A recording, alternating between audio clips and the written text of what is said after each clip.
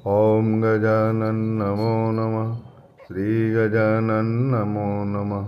जय गजानन नमो नमः। गुरु गजानन नमो नमः।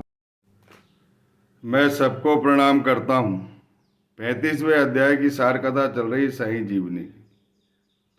काका महाजनी जो साईनाथ महाराज के परम भक्त थे,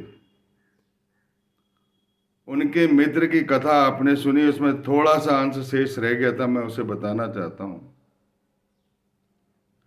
काका महाजनी के जो मित्र थे वो निराकारवादी थे, मूर्ति पूजा नहीं करना चाहते थे, लेकिन साईनाथ महाराज के दर्शन के लिए वो शिरडी आ गए। दो शर्त पर आए थे वो। एक तो हम नमस्कार नहीं करेंगे और दक्षिणा नहीं देंगे। और जैसे ही साईनाथ महाराज की द्वारका माई के द्वार में प्रवेश करते हैं, साईनाथ महाराज बोलते हैं, आइए श्रीमान पधारिए, आपका स्वागत। इस वाक्य में बड़ी मौनी थी। उनके पिताजी का भाग्य था, स्वर्गवासी पिताजी थे जो कैलाशवासी है। उनकी याद आ गई और वो जो सेंटेंस है वो उनके कानों में गूंजने लगा। उनका हृदय द्रवित हुआ और उन्होंने उनके चरणों को प्रणिपात कर लिया। एक जो शर्त थी उनकी कि मैं प्रणाम नहीं करूंगा, प्रणाम उनने कर लिया। इसके बाद दूसरी शर्त थी कि मैं दक्षिणा नहीं दूंगा। साईनाथ महाराज ने काका महाजनी से दक्षिणा मांगी, 2 बार दक्षिणा मांगी। एक आगमन के समय और एक जाने की अनुमति लेते समय। दोनों बार उन्होंने दक्षिणा दे दी। और इनके मन में एक बात आई कि साईनाथ महाराज ने तुमसे दक्षिणा मांगी, मुझसे क्यों नहीं मांगी। तब उनने बोला कि आप ही स्वयं पूछ लीजिए। उन्होंने साईनाथ महाराज से पूछा तो साईनाथ महाराज ने कहा कि तुम्हारी अनिच्छा देखकर मैंने तुमसे दक्षिणा नहीं मांगी। तुम नमस्कार भी नहीं करना चाहते थे, दक्षिणा भी नहीं देना चाहते थे, पर नमस्कार कर लिया है और तुम्हारे मन में इच्छा बन गई दक्षिणा देने की, दे दीजिए। फिर उन्होंने भी 17 रुपए की दक्षिणा दी, जितना काका साहब दीक्षित ने दी। साईनाथ महाराज उनसे बड़े प्रेम पूर्वक कहने लगे कि तुम्हारे और हमारे बीच में जो भेद की दीवार है, इसे समाप्त कर दो, जिससे अपना मिलन जो है, प्रेम मिलन सुगम हो जाए। और उन्हें वृद्ध हस्त रखकर आशीर्वाद दिया, जाओ तुम्हारी तीर्थ यात्रा सफल होगी। और वो घर आए। रास्ते में उन्हें किसी कठिनाई का सामना नहीं करना पड़ा। हालांकि बादल थे, बिजली कड़क रही थी, उन्हें तूफान आने का डर था, लेकिन साईनाथ महाराज का आशीर्वाद फलीभूत हुआ, उन्हें कुछ नहीं हुआ। वो आ गए बंबई। और जैसे ही दरवाजा और खिड़की खोलते हैं तो 2 चमगादड़ उन्हें मरे हुए दिखाई देते हैं। वो बहुत दुखी होते हैं और एक चमगादड़ जो है फुर्र करके उड़ के खिड़की से निकल जाती है। इस बात का रहस्य समझाने के लिए मैं बताना चाह रहा हूं कि ये साईनाथ महाराज ने जो कुछ कहा था कि तुम्हारे और हमारे बीच में भेद की दीवार नहीं होना चाहिए, उसका साक्षात्कार हुआ। अगर खिड़की खुली होती तो वो तीनों प्राणी बच जाते, लेकिन 2 प्राणी तो खत्म हो गए, स्तनधारी प्राणी। तो जो भेद की दीवार है उसका परिलक्षण हुआ है। ऐसी दीवार खड़ी मत करो जो अपने प्रेमी जनों से मिलने में, प्रेम करने में बाधक बने। उसका परिलक्षण था जो उन्होंने वहां जाकर देख लिया और उस बात को स्वीकार किया कि साईनाथ महाराज ने मुझे बोला कि अपने बीच में जो तेली की दीवार है वो दूर कर दो, जिससे अपना परस्पर मिलन, परस्पर प्रेम जो है उसमें कोई बाधा उत्पन्न नहीं होगी। और जब वो घर गए तो उसका परिलक्षण हुआ। यदि खिड़की खुली रहती तो वो 2 प्राणी जिंदा रह जाते, दोनों प्राणी मर गए, तो वो उस बात का वो परिलक्षण है। और एक प्राणी जो है फुर करके भाग गया, मतलब जो काका महाजनी के जो मित्र को वहां से जो आशीर्वाद मिला, जो ज्ञान मिला, वह ज्ञान वहां पर जीवित रहा। उसका परिलक्षण था कि एक पक्षी बच गया।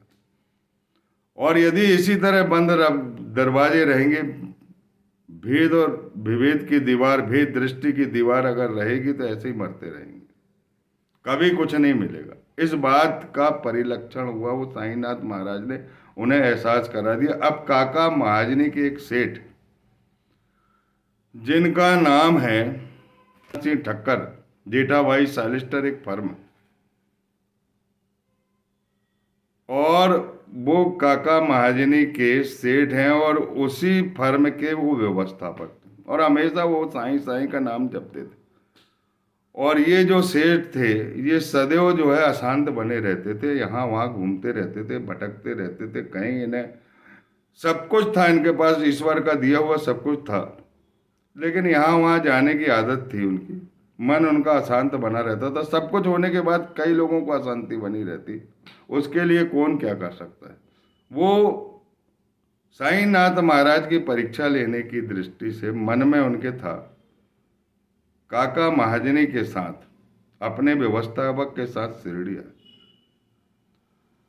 और जब शिरडी आ रहे थे तब काका महाजनी ने 2 शेर मुनक्के खरीद लिए बाबा को भेंट करने के लिए। शिरडी आए, बाबा को 2 शेर मुनक्के काका महाजनी ने बाबा को भेंट किया। बाबा ने उस मुनक्के को स्पर्श करके काका महाजनी को कहा कि इसे वितरण करो। काका महाजनी ने सबसे पहले मुनक्का उनके सेठ को दिया। बड़े सेठ थे, बड़ी फर्म थी। और फिर उसके बाद उन्हीं के बाजू में बाबा साहब तरखंड थे और अन्य लोग थे, सब में उन्होंने वितरण कर दिया। इनके मन में इच्छा नहीं थी, मनक्का इनको पसंद नहीं थे। दूसरा, इनके डॉक्टर ने मना किया था कि मनक्का नहीं खाना, लेकिन अब हाथ में मिल गए हैं और एक संत के दरबार में खड़े हैं तो उन्हें मनक्का ग्रहण करना पड़ा, उन्हें मुंह में डालना पड़ा। और जब मुंह में डाले तो उसके जो बीज है वो उसको बिल्कुल नापसंद करते थे और वो बीज वहाँ थूकना चाहते थे वो, लेकिन अब वो थूक भी नहीं सकते क्योंकि वहाँ पर और भी लोग थे। और उन्होंने वो मनक्के के जो बीज है वो अपने जेब में धर लिए और बाजू में बाबा साहब तरखंड से पूछते कैसे मनक्के मिले, तो उन्होंने कहा कि बड़े अच्छे मनक्के, निर्बीज है और बड़े स्वादिष्ट हैं। उनका आश्चर्य का ठिकाना नहीं हुआ। उन्हें एक चमत्कार तो देखने को मिला, मुझे जो मनक्के मिले वो बीज वाले मिले, बाबा साहब तरखंड को जो मुनक्के मिले वो निर्बीज मिले। अब उनकी ये जानने की और इच्छा थी कि अगर चमत्कारी बाबा होंगे तो यह जो प्रसंग है जो मेरे मन में दौड़ रहा है वो है उनको कैसे आविदित रह सकता है। तब साईनाथ महाराज ने स्वयं फिर से दूसरे दौर में मुनक्का बांटना चालू की, क्योंकि 2 शेर मुनक्के थे। अब सबसे पहले ठक्कर जी को दे दिए, ठक्कर जी ने हाथ में रख ली। फिर उसके बाद बाबा साहब तरखंड मुंबई के, वो भी मुंबई के थे, उनको भी दिए और अन्य लोगों को वितरण की।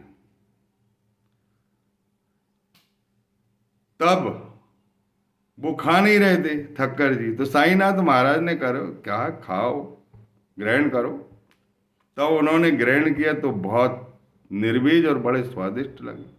तब उन्होंने बाजू में फिर पूछा बाबा साहब तरखंड से, तुम्हें कैसे मुनक्के मिले? तब वे कहने लगे कि बड़े बीज वाले हैं और बड़े अच्छे हैं।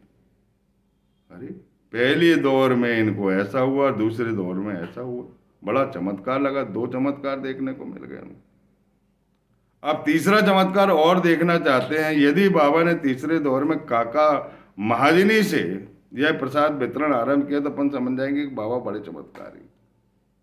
तीसरे दौर में बाबा ने उनके मन की बात जानकर सबसे पहले काका महाजनी जिन्होंने मुनक्का लाके दिए थे उन्हें कुछ से वितरण चालू कर दिया। अब इतने 3 चमत्कार देखने के बाद उनका हृदय द्रवित हो गया, वे हतप्रभ हो गए। इसके बाद फिर वो सामा ने कहा कि ये काका महाजनी के मित्र हैं, सेठ हैं।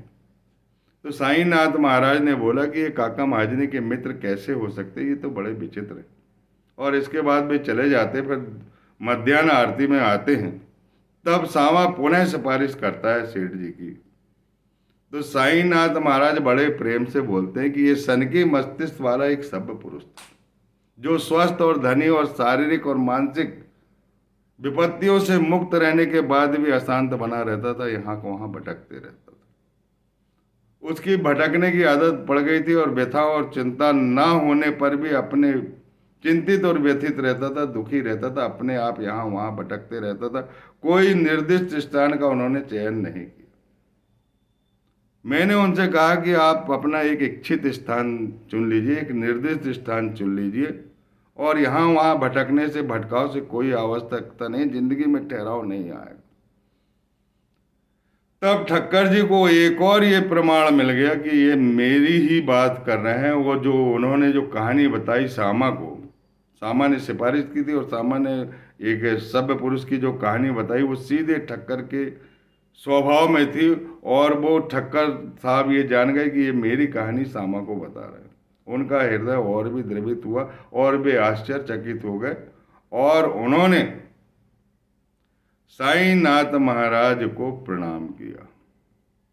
प्रणाम करने के बाद उन्होंने बोला कि अब निर्दिष्ट स्थान चुन लो, यहाँ वहाँ भटकने की आवश्यकता नहीं है। जब मुनक्का बांटे जा रहे थे तब एक और चीज उन्होंने पूछा था बाबा साहब तरखंड से। ठक्कर साहब ने, सेठ जी ने पूछा था, मैं बताना भूल गया। उन्होंने पूछा था कि आप यहाँ कैसे, क्योंकि वो वहाँ उनके साथ नहीं आए थे। तो बोले मैं हमेशा आता हूँ, साईनाथ महाराज मेरे सदगुरु हैं और मैं उनके अलावा यहाँ वहाँ नहीं भटकता हूँ, कहीं नहीं जाता कहीं, और मुझे किसी चमत्कार से प्रयोजन नहीं है बल्कि इनकी भक्ति से प्रयोजन है। एक और प्रमाण, ये पैसे 5 प्रमाण ठक्कर के लिए पर्याप्त हो गए थे और उन्होंने उनके चरणों पर सर रख। और वो अंतिम प्रमाण एक और देखना चाहते थे कि काका महाजनी जब भी आते थे तो उनका जाना, जो मुंबई वापिस होना अनिश्चित सा बना रहता, जब तक उनकी इच्छा पूरी नहीं होती थी तब तक नहीं जाते थे। लेकिन उन्होंने मन ही मन में सोचा कि यदि काका महाजनी मेरे साथ चल जाएंगे तो अच्छा रहेगा। साईनाथ महाराज से जब विदा लेने लगे तो काका महाजनी से बड़े प्रेम पूर्वक साईनाथ महाराज कहते हैं कि तुम अपने सेठ के साथ जाओ। इस प्रकार 6 चमत्कार उन्होंने देख लिए और इसके बाद साईनाथ महाराज उनसे 15 रुपए की दक्षिणा मांगते और वो सहर्ष 15 रुपए की दक्षिणा दे देते। फिर साईनाथ महाराज उनको उपदेश देते हैं, दानी दान करता है, भविष्य का सुंदर बीजारोपण करता है। जो मुझे 1 दान करता है मैं उसे 10 गुना दान करता हूँ। जिसने पूर्व जन्म में दान नहीं किया उसे इस जन्म में पाने की आशा नहीं रखना चाहिए, क्योंकि वो उनके सेठ का स्वभाव जानते थे। वो यहाँ वहाँ सब कुछ होते हुए भी धन पाने की आशा से भटकते रहते थे और अशांत बने रहते थे। उनको ये सुंदर प्रमाण मिल गया और उनका हृदय द्रवित हो गया, भक्ति भाव दौड़ने लगी। अंतःकरण में, रग रग में साईनाथ महाराज की बातें उनको आने लगी और भेद विभेद सब त्याग करके उन्होंने अपना निर्दिष्ट स्थान साईनाथ महाराज के दरबार को चुन लिया और 15 रुपए की दक्षिणा दे दी और साईनाथ महाराज से आशीर्वाद प्राप्त हुआ। उनकी जो फर्म थी, जो चल रही थी, वो फर्म की लॉटरी लग गई और वो धन की वर्षा होने लगी। जैसा वो मन में चाहते थे, कभी इधर जाना, कभी उधर जाना, कभी उधर जाना, कभी उसके पास जाना, ये सब उनका चलता रहता था। लेकिन उन्होंने प्रेम किसी से नहीं किया। अब उन्हें सच्चा दरबार मिल गया और साँचे दरबार मिलने के बाद उनकी दिन दूनी रात चौगनी प्रगति होने लगी। बोलिए सच्चिदानंद सदगुरु साईनाथ महाराज की जय। मैं भी आपसे बोलता हूँ कि आत्मज्ञानी संत का जो मैंने पहले पिछली अध्याय में कथा बताया हूँ, उस कथा को ध्यान से सुन लो और आत्मज्ञानी संत को चुन लो। यहाँ वहाँ भटकने से कोई फायदा नहीं, भटकाव रहेगा, ठहराव कभी जिंदगी में नहीं आएगा। और सच्चे सदगुरु मिलेंगे, उनके चरण आपके हृदय में स्थापित होंगे तो जीवन में ठहराव आएगा और आपकी प्रगति होगी और अंत में श्रेष्ठ गति होगी। बोलिए सच्चिदानंद सदगुरु साईनाथ महाराज की जय।